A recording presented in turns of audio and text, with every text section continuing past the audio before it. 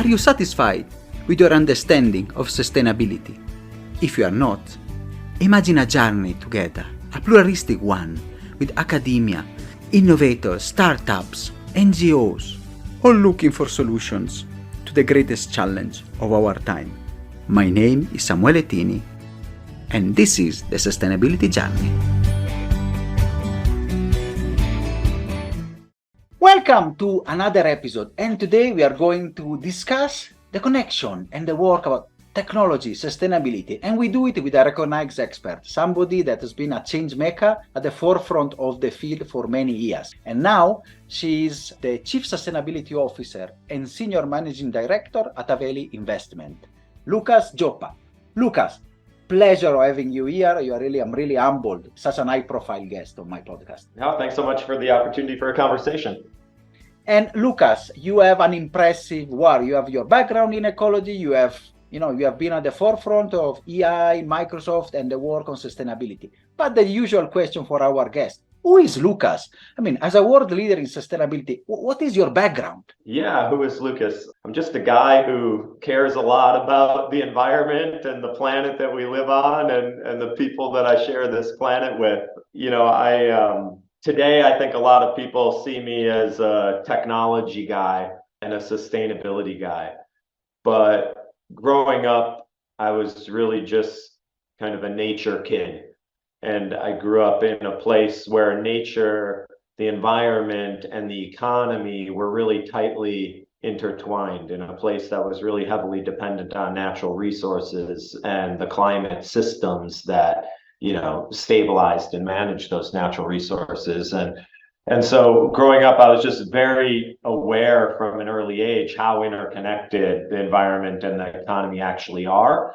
I was kind of a child of my time, so I kind of was born into the technology and the software age, and it became, an important perspective or important part of my perspective of how humans are impacting the environment, both positively and negatively, and ways that technology can help people have a more holistic, sustainable, relationship with this planet that we all call home. I want to pick up something that you have said. So really what is interesting me is this intersection, technology and sustainability. As you said, you are a kid that was in nature and somebody who cares about nature, but not only in that, you have been a successful researcher, you have a wonderful background on ecology and in studies. So how do you see these two worlds talking to each other? I got into computing because I felt like it was becoming almost impossible to talk about the environment and to talk about ecology without using computing as some sort of, translation or reading service. I was really interested in, very simple questions like, do protected areas protect? Or, how fast are species going extinct? Or how many species are there in the world? Just really basic questions that I think any kid would probably ask themselves.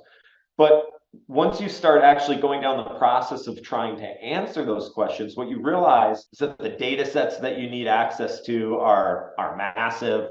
The mathematics and the statistics that you need to perform are pretty sophisticated. And trying to do all of that on pen and paper is tedious at best and impossible at worst. And so that's where my computing kind of background began, of just trying to ask these questions. And then I started realizing that, computing technology wasn't just about helping me ask questions about the environment. There's actually this really important intersection there where, of course, technology allows us to better understand, monitor, model, and ultimately manage Earth's systems. But also the infrastructure and the software and solutions that run on top of that infrastructure are increasingly part of, the overall economic problem from a sustainability perspective. So that's where this all kind of got really interesting for me. And I just really wanted to make sure that the positive side of technology significantly outweighed the negative side. You want to maximize the upside and minimize the downside. And that's what I've been basically trying to focus my career on, in tech and sustainability ever since. And I think you have reached the peak, like you say, the Mount Everest of this connection, because as you have been at the forefront of sustainability tech. In fact, I'm referring of your role at Microsoft, first chief environmental officer. When you think about Microsoft, everybody is thinking about Windows, so it's thinking about, Office.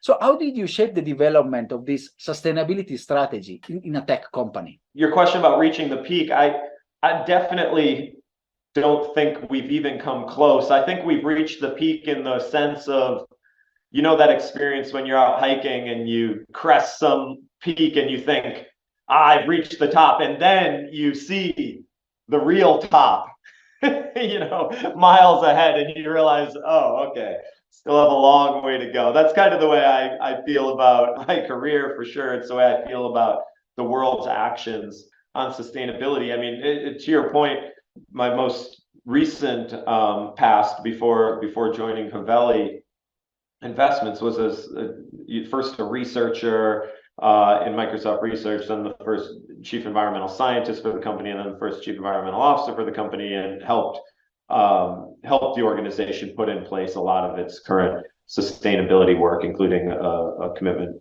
that you referred to be carbon negative for Microsoft to reduce its emissions by half or more, and then physically remove from the rest from the atmosphere, and all by 2030, and then from 2030 to 2050 to also go back in time and remove all the emissions they're associated with since their founding as well. And so that was what I consider to be a huge first summit for the world, right? It was a big company with an ambitious but doable plan, and it showed the world, in large part just because Microsoft is such a big and important company that when it does big and important things, people notice. It showed the world that taking action, wasn't crazy, that big, mature, grown-up, sophisticated companies could do this. It helped open the door for lots of other big companies to come in, and it really kind of changed the baseline on what, corporate sustainability could look like. Yet it was, far from the peak. I think first and foremost, there's a lot of challenges ahead to actually achieving those goals that the company has. I, for one, feel incredibly confident that Microsoft will achieve those goals. I definitely never would have left my position if I had questions about that, but there's still challenges to be had.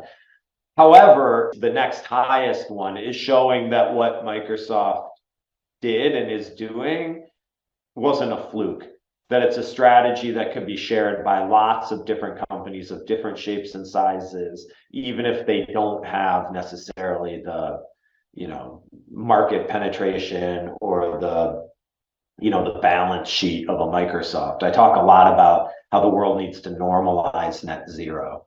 And that, for me, is the real slog to the summit. It's, any company of any shape and size, hopefully, that it can see a pathway for its products and services to be part of net zero climate kind of economy, so that it's not just a punitive measure, that everybody has to do this thing to decarbonize their economies, but also that there could be a profit making and growth opportunity in that space as well. I can see this is the way, and also now I think in your new roles and the other role we will discuss, that is also your agenda and the work that you are trying to do. But I'm sure that going back a bit in the Microsoft role, many of the people in the audience would like to know what is possible to share, of course, in a podcast, some of the key insights that you had from your research on climate change, biodiversity, ecology, when you were there, and how these findings have influenced the company's sustainability initiatives. Yeah, I think that I know other people may have a different way into this conversation than I do, but I think one of the key lessons that I learned from, and this was, thinking about climate inside of a corporation, is that this is really a math problem.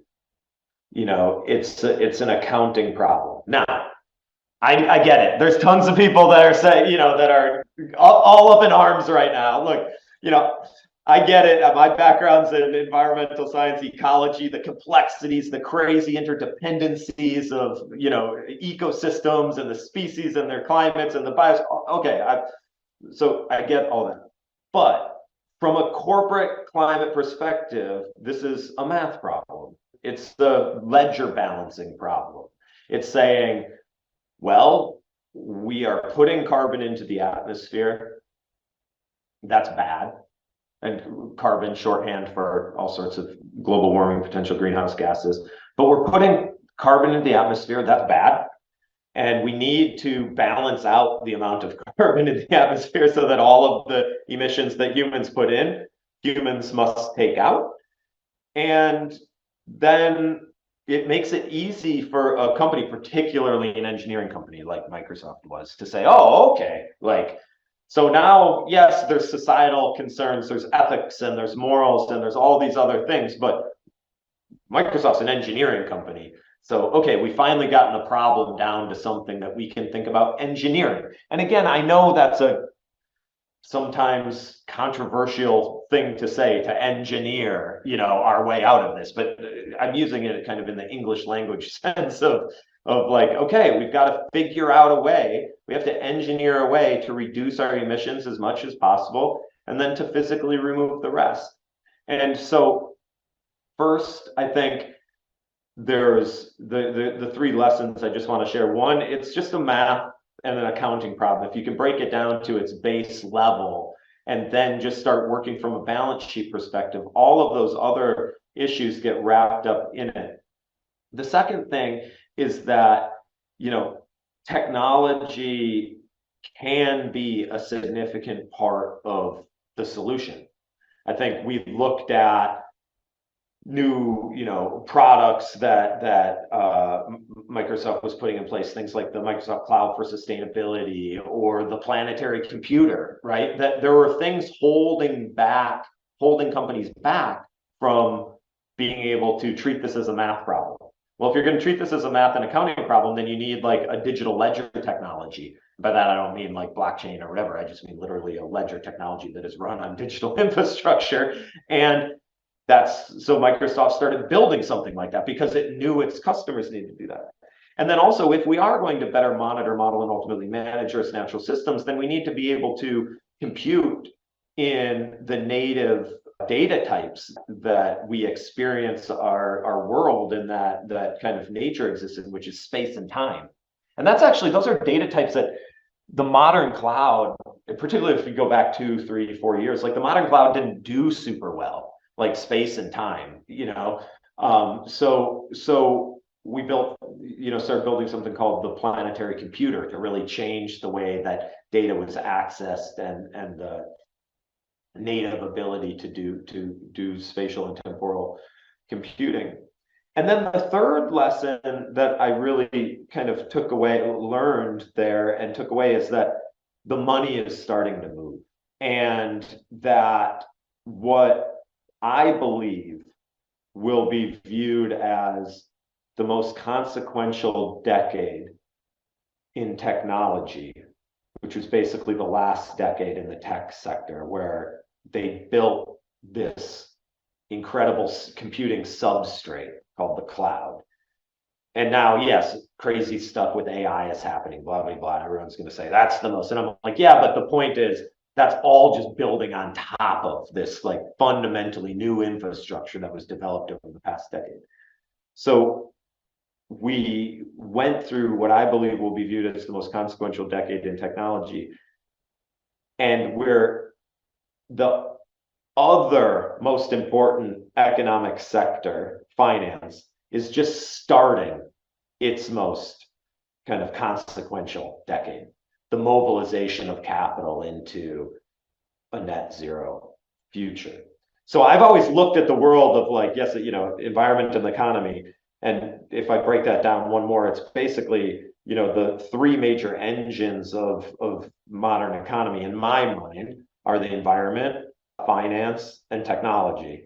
And so the money is starting to move in the finance space. I think that is going to lead to the most consequential decade in finance, at least for our lifetimes, of the people listening to this. those are kind of the three lessons. It's a math problem. Technology can be part of the solution. It needs to be part of the solution if we're ever going to solve the math problem, and that the money's starting to move, and that's going to be a massive accelerant towards the world getting to net zero. And thank you, Lucas, for these three key points. They also confirm some of the discussion we had with other guests, especially in the finance world, is really starting to move. And really, technology, it's one of the allies. Some people also discussed about the engineering and the work, so we need to industrialize restoration, one of the previous episodes we had. Now, this jargon is moving because, of course, it's more and more people, especially in the finance, they are moving in the sector. And you discussed about, in the second point, the ally, one of the strongest allies, the technology, to be part of the solution. And you haven't mentioned it, so, you even mentioned it, so everybody now is excited about the AI, which is not only the generative things that we see, the generative AI, the ChatGPT being Bard and the others, but of course there are many utilization. And you have been also at the forefront of that with your program, AI for Art program, and the work that you have done to really have technology and technology-enabled solution as part of the support for solving the global environmental challenges. So how do you think this AI and AI revolution can help address our planetary crisis?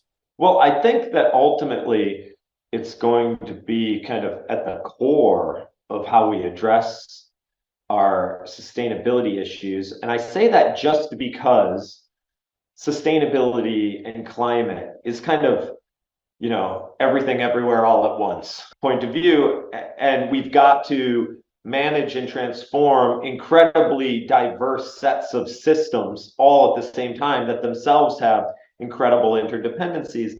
And that type of computing is a type of computing that the human brain isn't super good at. To be able to ingest simultaneously, massive amounts of data from incredibly different and diverse inputs and connect patterns across all of that kind of instantaneously. Humans are really good about inferring the outputs of that sort of, and making predictions, all sorts of that sort of thing. And the intuition side of the human brain is really good. But let's just think about something like satellite imagery, right? Humans conceptually are capable of looking at a picture taken from space at a fine enough resolution and zooming in, and if given the right hue saturation values, et cetera, can tell, oh, that's a car, or that's a tree, or that's a place where a tree used to be but was cut down, because I'm looking at two different images. But the globe, the Earth, is a very big place. We're not capable of looking at that level of introspection at the whole Earth at 1 meter resolution at the same time, right? And so we can do things that allow us to do what humans do, but at greater spatial and temporal scale. So that's fantastic. We can also do things that humans can't do. Like we can see with satellites, for instance, dimensions that humans can't see. We can use LiDAR, we can use different forms of radar, we can use different forms of sensing to see into the soil, to see chemicals in the atmosphere, to see things that biologically, we can't see. And that's what I think is so powerful about AI, because it's going to allow us to do what we do at speed and scale that we can't, and it's going to allow us to do things that we can't do, like see things in a different way. And it reminds me, this AI for Earth program, it was started in part because I had this kind of deep-seated frustration or dissatisfaction with where the conversation about AI was going.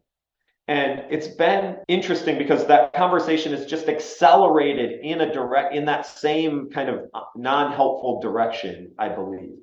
And that's this very introspective, narcissistic, existential worry that we have about AI worry that, how did it do it? We don't understand how it did it. Well, we don't even understand how we write paragraphs, but all of this time, it's like we're building systems to do what we can already do. And then we're worrying about what the implications of like replacing ourselves might be. When in fact, the most powerful component of technology innovation is helping humans do things they can't do. And one of the things that we can't do is we cannot monitor and we cannot model environmental systems at the scale at which they exist without the help of computing. And then when you get to how should we manage it, then you can think of a more like co-pilot type role for computers to then be able to say, hey, here are some suggestions for, levers that you might be able to pull, et cetera. So AI for Earth was all about showing the world that there were other, maybe more fruitful uses of artificial intelligence, and to show that cloud computing and modern technologies could actually be helpful. And that's what the AI for Earth program did. It gave out grants to hundreds of organizations across, across the majority of countries in the world. And the number one lesson that we learned was kind of just a confirmation of what we knew going in, which is that the modern cloud was not as well built for solving environmental issues as it could be, that there was basically what I called this missing layer of being able to natively handle space and time and deploy the most modern AI innovations on environmental data. And so that's where the AI for Earth program then kind of morphed into this thing called the planetary computer, where it was actually saying, hey, we're actually going to build a new substrate in the cloud for people to be able to do this monitoring, modeling, and managing. And I think that that's just a very, logical sequence of go out with an idea, work with a ton of people across the world in diverse backgrounds and settings, see how they get on, have joint conversations, come back and say, okay, what's the rate limiting step? Okay, let's build a solution.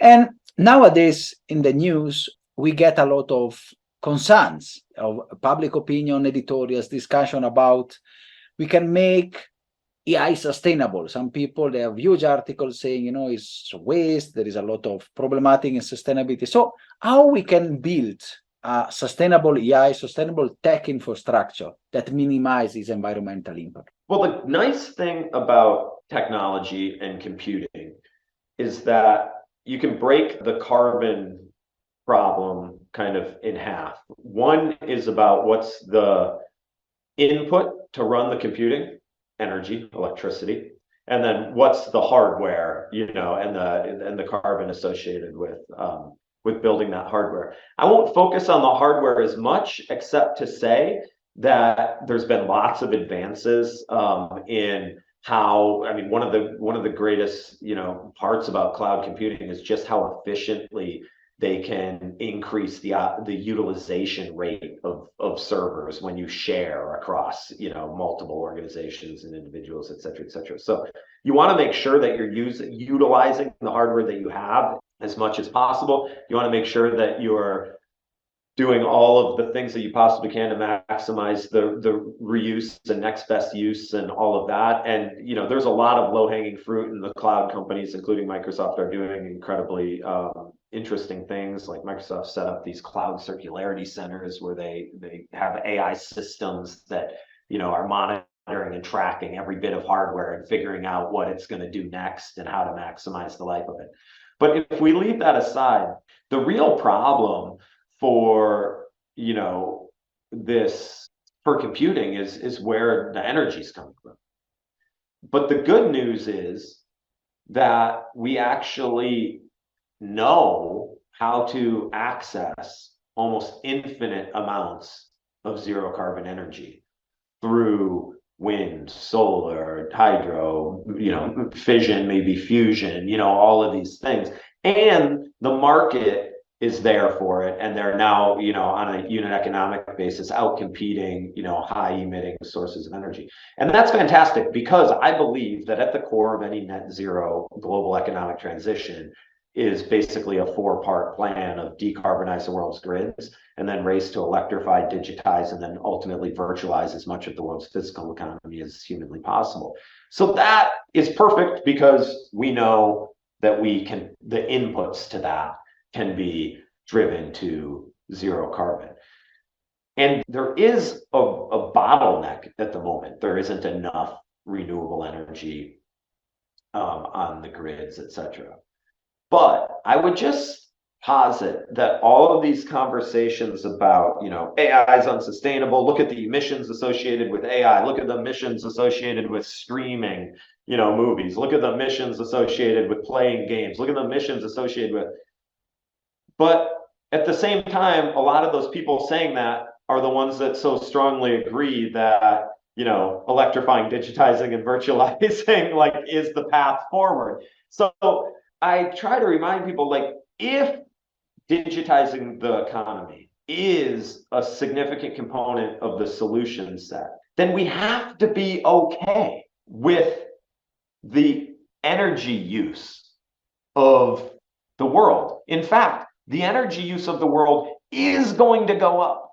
It's going to have to go up drastically, dramatically, if we are going to switch from analog to digital systems. If we're going to decarbonize those things, then you can't vilify the use of energy while also claiming that electrification is, one of the key points to solving the climate crisis. You can't do both of those things at the same time. Now, I get where people are coming from. They're saying, oh, yeah, well, you're talking about an idealized grid.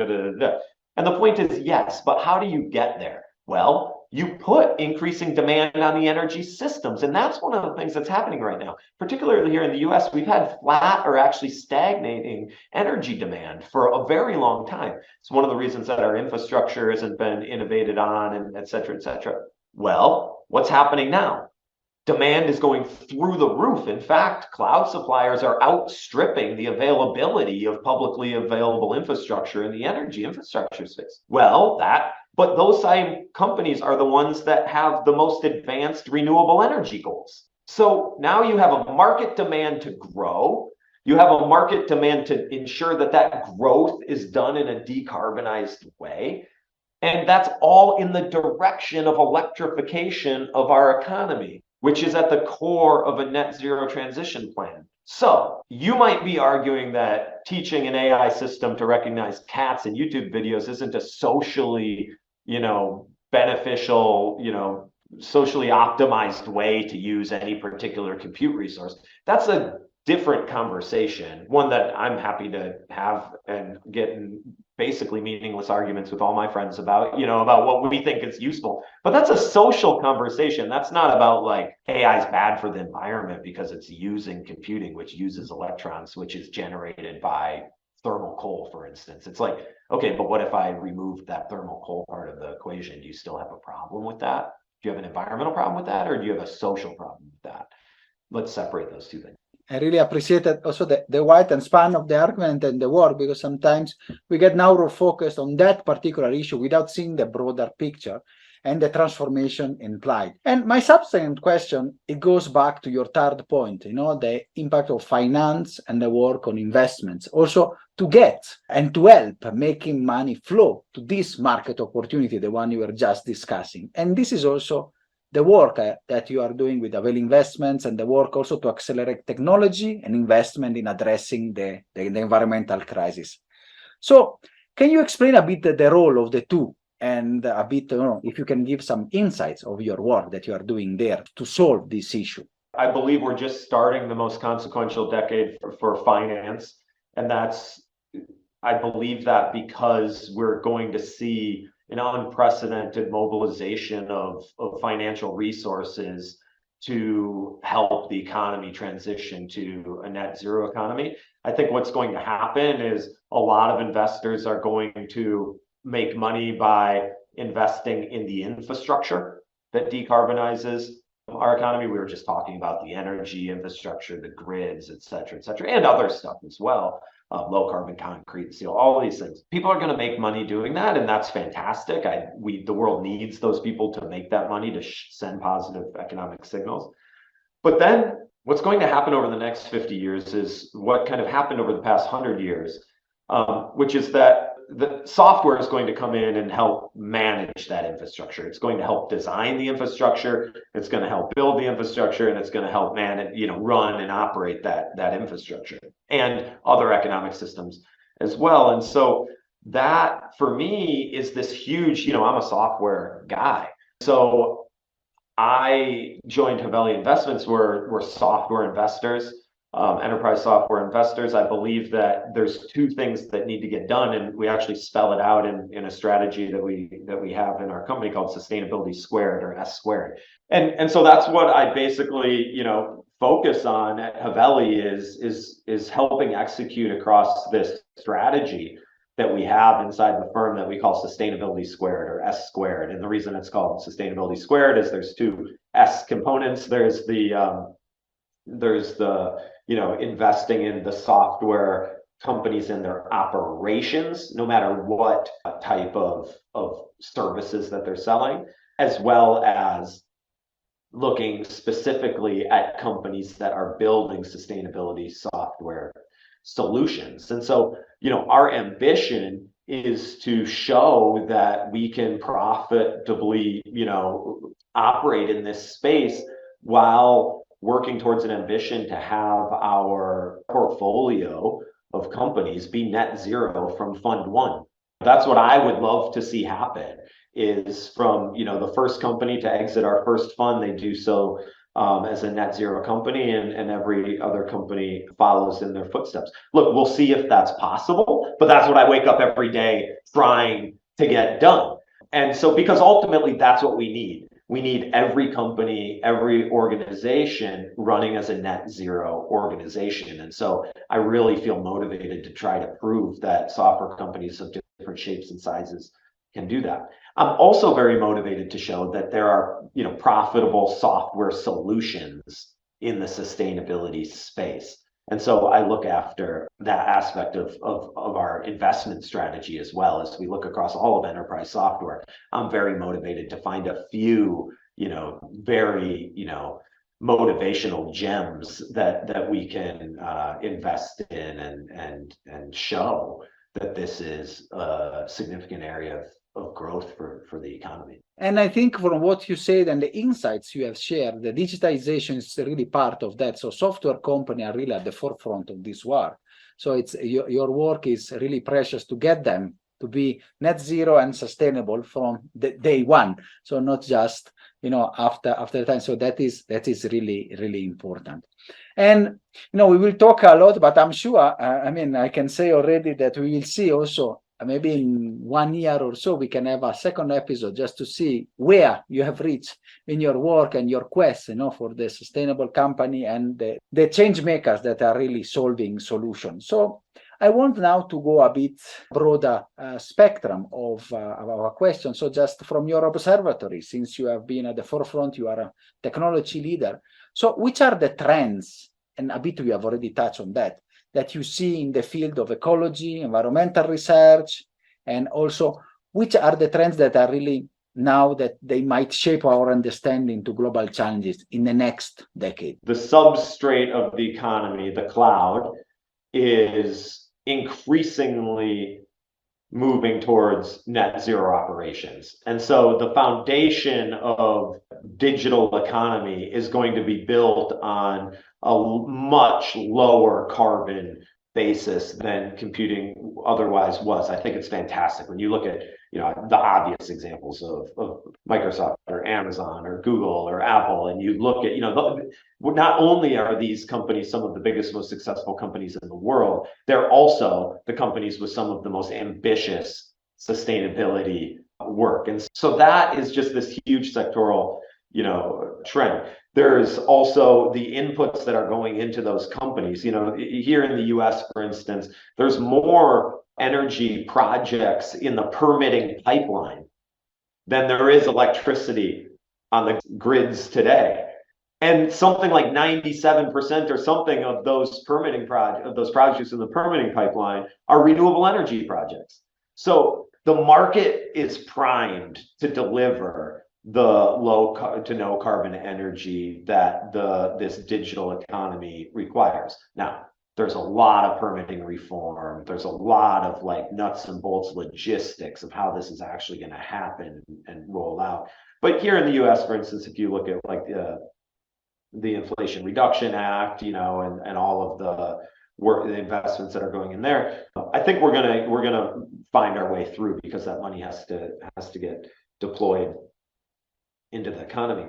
And then the last thing I would just say is that our ability to, you know, people's kind of minds are blown that like AI innovation can now write them an email or whatever. Like, where their minds really should be blown, and where I think people are just going to be really taken by surprise over the next few years, is how advanced and how much more we will advance our ability to monitor the state of the world's environmental systems.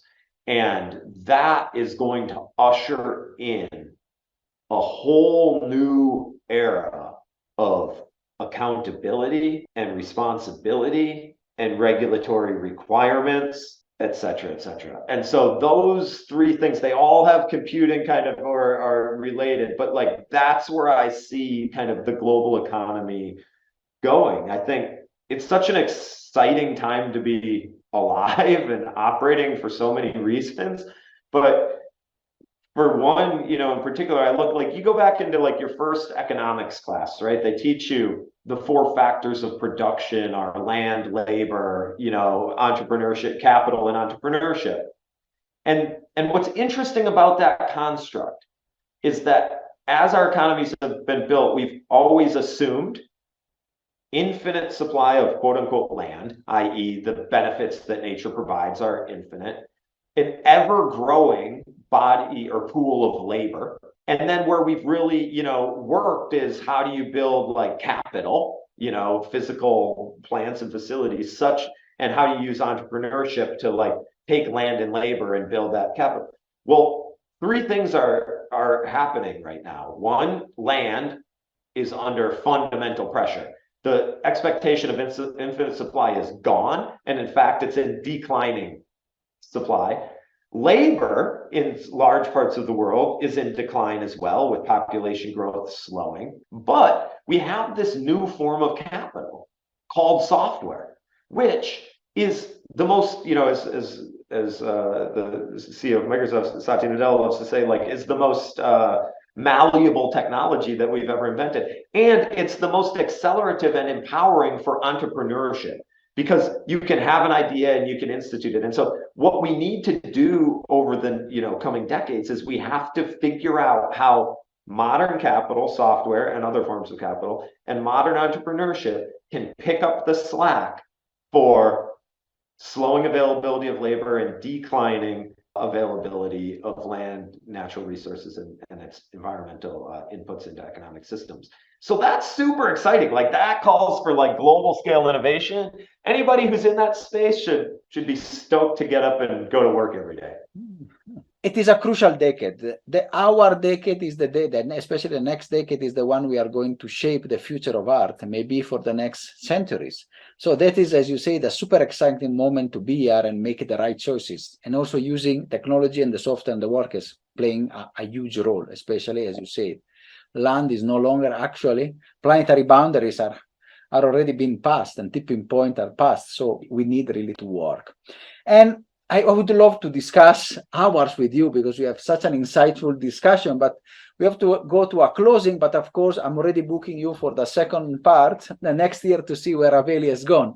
And the question we always ask our guests, our change makers, is to give some advice. So from our audience that is listening to us all over the world. So as I say, from India to West Indies, from South Africa to Iceland, to see how companies, how people, and how leaders, they can integrate sustainability in the core business practices, how they can balance the 2 things that sometimes they are not there, you know, the profitability, environmental responsibility, that they should be an and, but sometimes they're still as an or a nice to be. This might sound pretty basic, but I just think it's important enough to repeat every time I get the chance to.